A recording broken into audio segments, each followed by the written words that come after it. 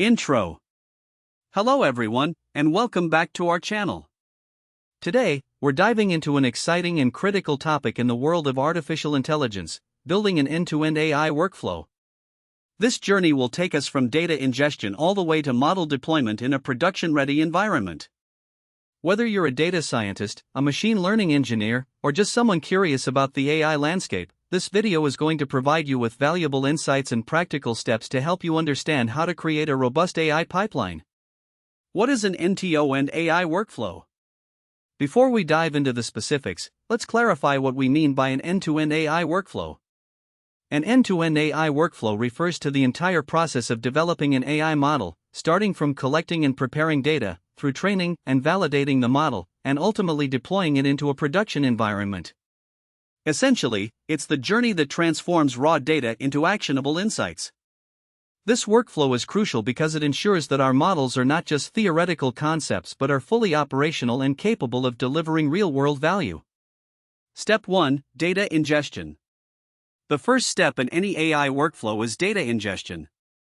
This step involves collecting data from various sources, such as databases, APIs, or even web scraping. The goal is to gather all relevant data that might be useful for the problem you are trying to solve. It's important to note that the quality of your data can significantly affect the performance of your model, so selecting the right data sources is critical. When ingesting data, you might want to consider both structured data, like tables in SQL databases, and unstructured data, like text, images, or videos. Using a variety of data sources can enhance your model's learning capabilities. Tools like Apache Kafka or Apache NiFi can facilitate real-time data ingestion, while batch ingestion might be handled with ETL, extract, transform, load processes using tools such as Apache Airflow or Talent.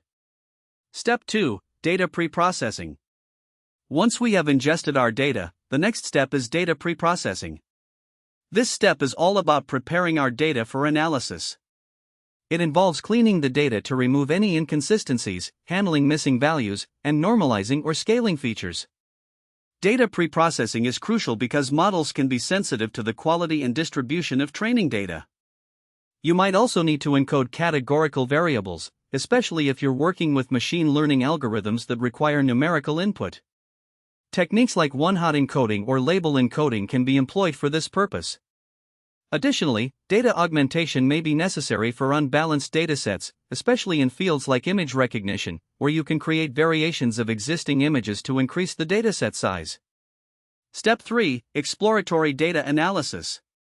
With clean data in hand, we move on to exploratory data analysis or EDA. EDA is a crucial phase where you investigate the underlying patterns and relationships within your dataset. This step often involves visualizations and statistical tests to gain insights into the data distribution, identify outliers, and understand correlations between features. Tools like Python's Pandas and Matplotlib or R's ggplot2 are excellent for performing EDA. The insights gained during this step can inform the feature engineering process and help you choose the right algorithms for modeling. Remember, understanding your data is key to building effective AI models. Step 4. Feature engineering. Speaking of feature engineering, let's discuss this vital aspect of the AI workflow. Feature engineering involves selecting, modifying, or creating new features from your existing data to improve your model's performance. This process requires domain knowledge and creativity, as the right features can make a significant difference in the model's effectiveness. Techniques such as polynomial feature expansion, interaction terms, or even using external datasets to create new features can be beneficial. Always remember that the goal of feature engineering is to provide the model with the most informative inputs possible, which can lead to better predictions. Step 5. Model selection and training. Now that we have pre-processed our data and engineered our features, it's time to select and train our model. The choice of the model depends on the nature of the problem you're solving. For example, if you're dealing with a classification problem, you might choose algorithms like logistic regression, decision trees, or neural networks, while regression tasks might lead you to linear regression, support vector machines, or more advanced techniques. Once you select a model, you need to split your dataset into training, validation, and test sets. The training set is used to fit the model, the validation set helps tune hyperparameters, and the test set evaluates the ultimate performance of the model. During training, you'll want to monitor metrics such as accuracy, precision, recall, and F1 score, depending on your specific use case. Step 6. Model Evaluation. After training your model, it's time to evaluate its performance. This step is essential to ensure that your model generalizes well to unseen data. Use your test set to assess how well your model performs in real-world conditions. Beyond just accuracy, you should consider various metrics that provide a more comprehensive view of model performance. For instance, in a classification context, you might want to look at confusion matrices, ROC curves, or AUC scores. In regression tasks, metrics like mean absolute error, MAE, or root mean squared error, RMSA, might be more appropriate.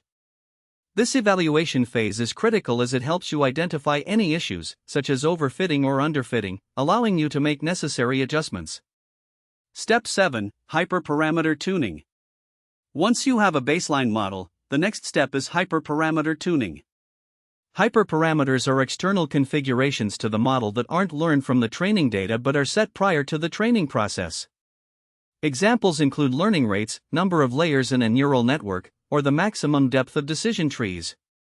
Techniques like grid search, random search, or more advanced methods like Bayesian optimization can help you find the best combination of hyperparameters for your model. This process can be time-consuming but is essential for achieving optimal model performance. Step 8. Model Deployment. Now we arrive at a critical juncture: model deployment. Deploying your model means making it available for use in a production environment. This step can vary widely depending on the deployment strategy you choose. You may deploy your model as a REST API, integrated into an existing application, or even embed it within a larger system. Tools like Docker can help containerize your model, ensuring that it runs consistently in different environments. Kubernetes can be utilized for orchestration, managing multiple instances of your model, and autoscaling based on demand. Remember, a model is only as good as its deployment, so ensuring that it performs reliably in production is key to delivering real value. Step 9. Monitoring and Maintenance. Once your model is deployed, it's essential to continuously monitor its performance. This step involves tracking metrics to ensure the model is functioning as expected. Over time, as new data comes in or if the data distribution changes, your model may degrade in performance, a phenomenon known as model drift. Setting up automated monitoring systems can help you detect any anomalies or performance drops early. Tools like Prometheus can be used for monitoring, while data drift detection libraries can alert you when retraining may be necessary. Regularly updating your model with new data and re-evaluating its performance ensures that it remains relevant and accurate. Conclusion. To wrap up, building an end-to-end AI workflow is a comprehensive process that brings together multiple disciplines, from data ingestion to model deployment. Each step is critical, and together they form a cohesive system that can translate raw data into actionable insights. By following the steps we outlined today, you can create a robust AI pipeline that not only delivers quality results but can also adapt to changing business needs and evolving datasets. Thank you for joining us on this journey through the end-to-end AI workflow. If you found this video helpful, please give it a thumbs up and consider subscribing for more content on data science and AI. Let us know in the comments if you have any questions or topics you'd like us to cover in future videos. Until next time, happy modeling!